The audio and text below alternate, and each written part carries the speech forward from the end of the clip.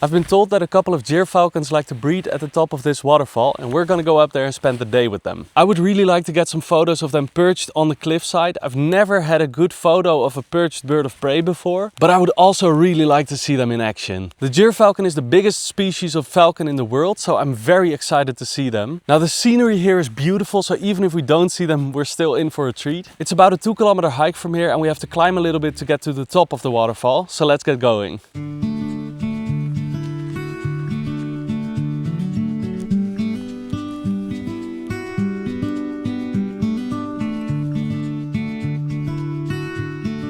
It's extremely quiet here, but I just saw one red start hopping between the trees here. So I'm hoping that it comes out of the shade into the sun a little bit so I can photograph it.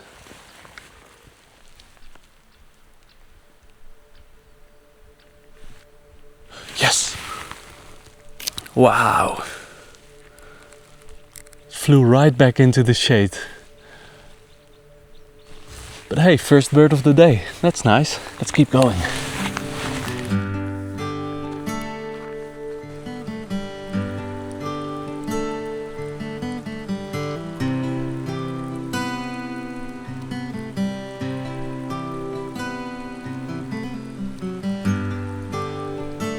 This is Fulufjället National Park, and it lies in the south of the Swedish mountain range. Due to the lack of grazing reindeer, it has a lot of different species of mosses and lichens, which gives the area its distinct look. And it's home to some of Sweden's largest animals. Now, I don't expect to see any brown bears or lynxes today, but we did see a couple of moose on the drive over, so that was very cool.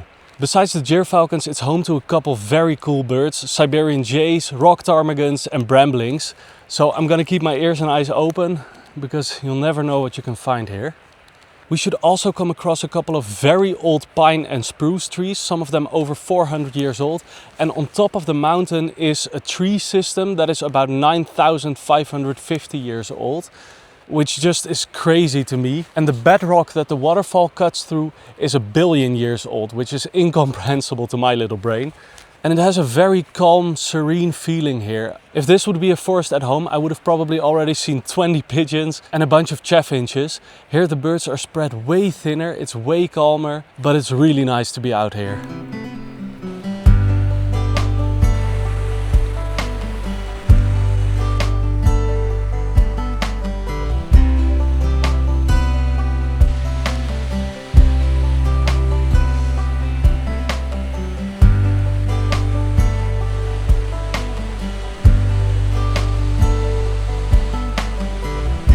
So this is the Njupeskär waterfall. It's 93 meters high and the free fall behind me is 70 meters, which makes it the highest in Sweden. The gyrfalcons have been nesting here since 2010, and I understand it because they don't build nests themselves. They either steal them from other birds like ravens, or they just find a cliff like this and think, good enough. And then they just put their eggs there, which I think is super cool, because look at this.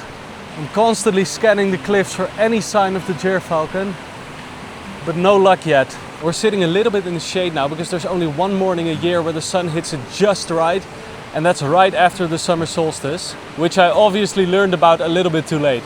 But it doesn't matter because it's still super nice to be here. There it is. Oh my god. Oh, it's taking off.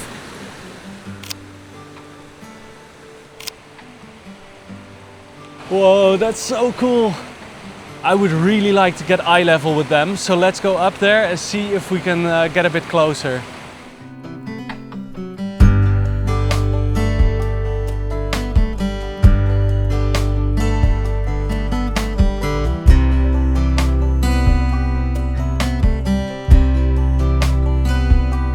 It's quite a climb.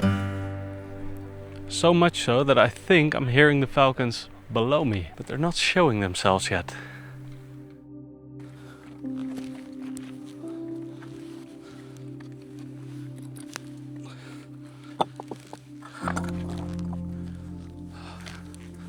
Now this beautiful path here, leading over the rocks, is called the Fulufjället, if I pronounced that correctly. And that translates to the trail of the gyrfalcon. Whew.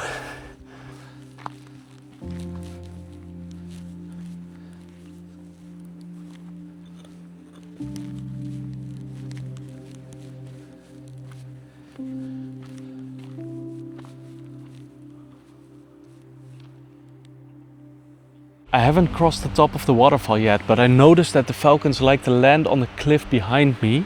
And this is about as low as I can safely be. Wow, do you hear them? Now there's a small plot twist. These are not the gyrfalcons. I think these are kestrels.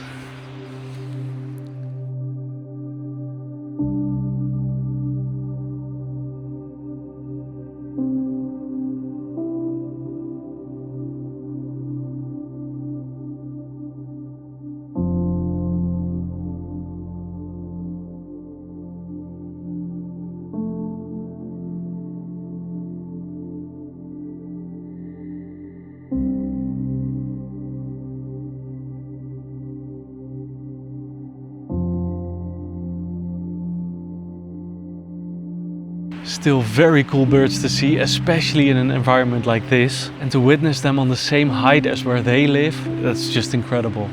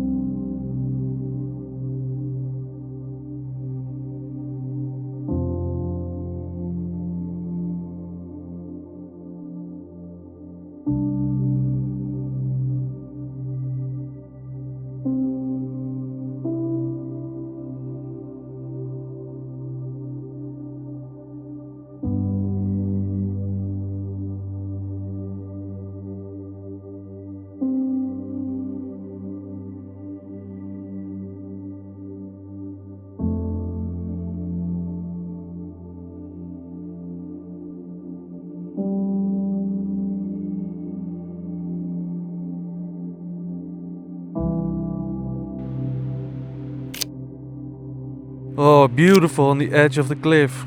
I was dealing with a lot of heat distortion and then we got a couple of clouds and it completely got rid of that. Super nice.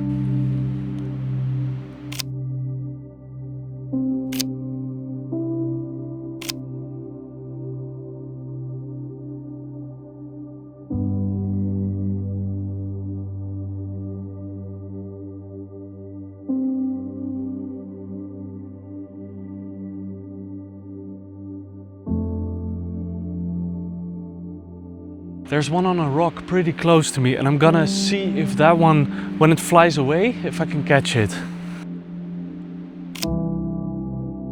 Now they keep circling below me and they don't fly high enough to get a proper photo of them in flight, because trying to focus on them against this background is nearly impossible. But let's cross the top of the waterfall and see if we have more luck on the other side.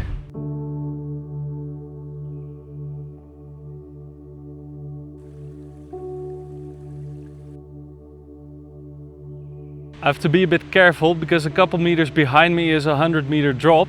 It's quite a view though. The waterfall is here on my right and the kestrels are flying right behind me. I'm hoping to catch one high enough to get a good photo. Whoa!